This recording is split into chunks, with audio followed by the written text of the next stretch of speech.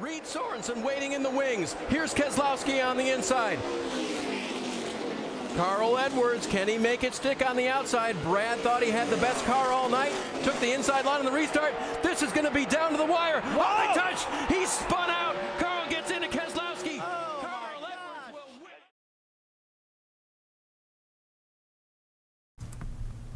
Today's topic of blabbering is about my favorite NASCAR series, the O'Reilly Auto Parts series. Previously known as the Xfinity Series, the Nationwide Series, blah blah blah, way too many title sponsors, I just do not get it.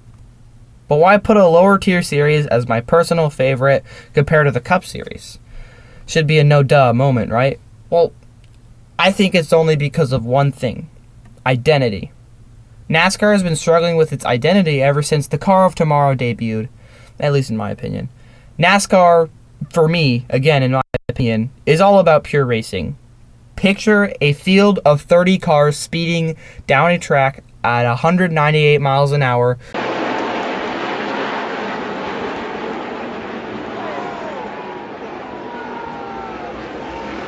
Just to earn a prestigious trophy and eventually cement themselves as one of the greats, even for just one win. That's how much it means. Well, that's not how NASCAR is today. Oh boy. So far throughout the 2026 NASCAR season, we've seen some crazy moments. From Tyler Reddick's three-peat win record to Carson Hocevar's first win at Talladega, we've been eating good. And on the surface, these things may seem like everything has been fine and dandy for the past 10 weeks, but there is a lot under the surface. The first problem comes with the racing. In my opinion, the style of racing that we have at the intermediates and super speedways is atrocious.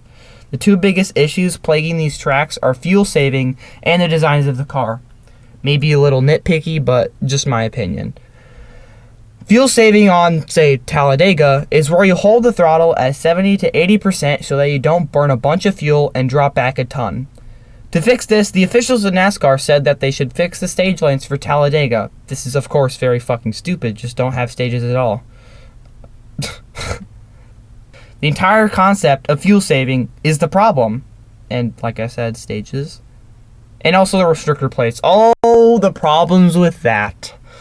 I get that they want to prioritize safety over an actually interesting race, but seriously? You have to sit through 50 laps of a 2-wide gridlocked fuel saving pack that is barely fucking moving?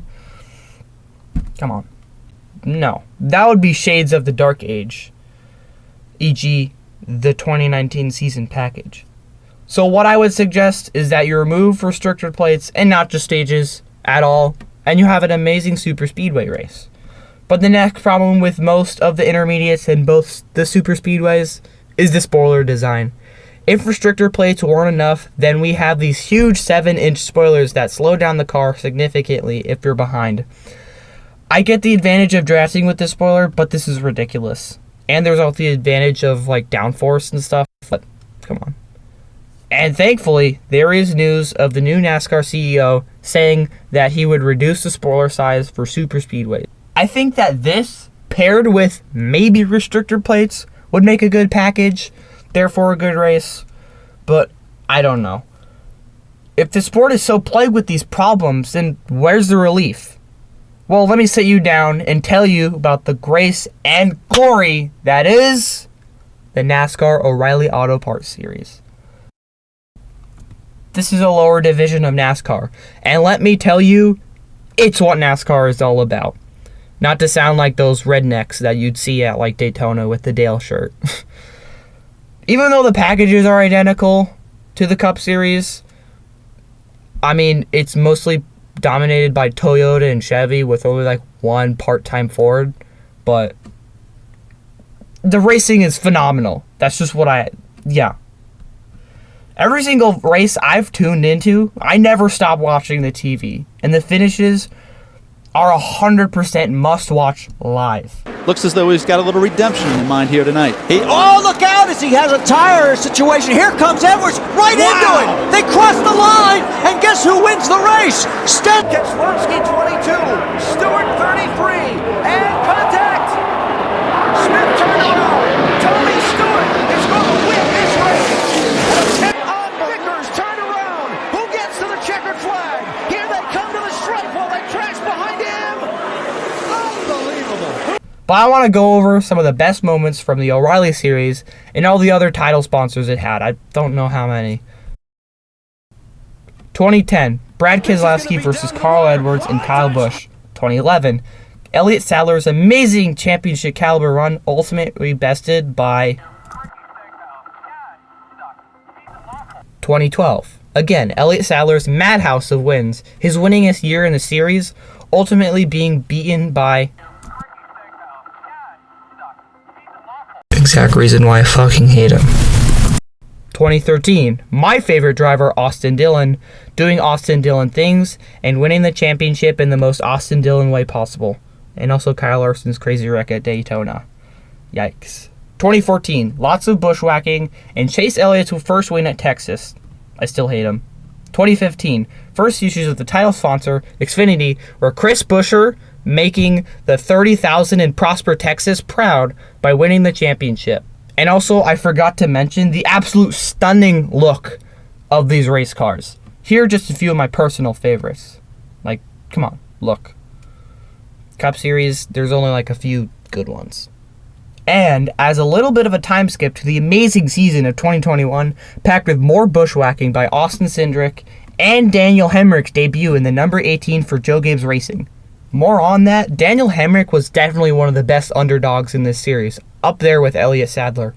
He would eventually pull a great championship run, even with 0 wins, exploiting his old god-awful playoff system, and somehow win the championship. Chance, the 22 in front, the 18, closing the gap, out of 4, they're side by side, Hemric's gonna win it at the line.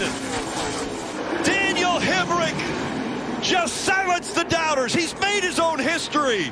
Daniel Hemric wins, he's the Xfinity Series champion. Even though that was his only win, the only one he needed. And then there's another Hall of Fame GOAT, one who does have potential for Jimmy Johnson levels of performance if it weren't for his sucky ass equipment. Sheldon Creed. He's a 2-time Stadium Super Trucks champion, an ARCA Menards champion, and a Truck Series champion. No matter how much any of those accomplishments mean to anyone, that is potential.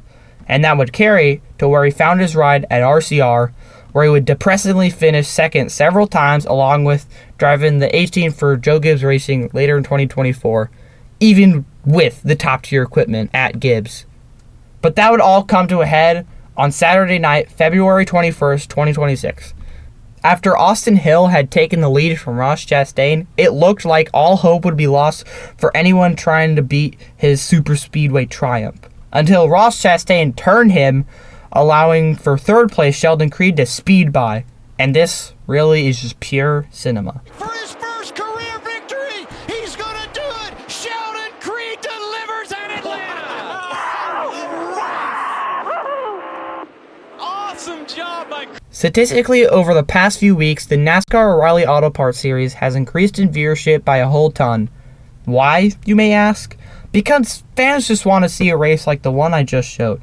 The fact that fans need to watch a lower, less prestigious series of their favorite sport just to enjoy the thing that made it so special is atrocious. That would be like the NFL becoming so boring that people turn into every UFL game because it's rumored to be better than the top division of football. What NASCAR used to be as a sport lies within what the fans want. The reason why people like NASCAR is because they just wanted to see a field of cars battling each other for a win on a dime. But now it's just what people who haven't watched the sport complain to me about. It's just cars going in circles. And I wish it wasn't like that.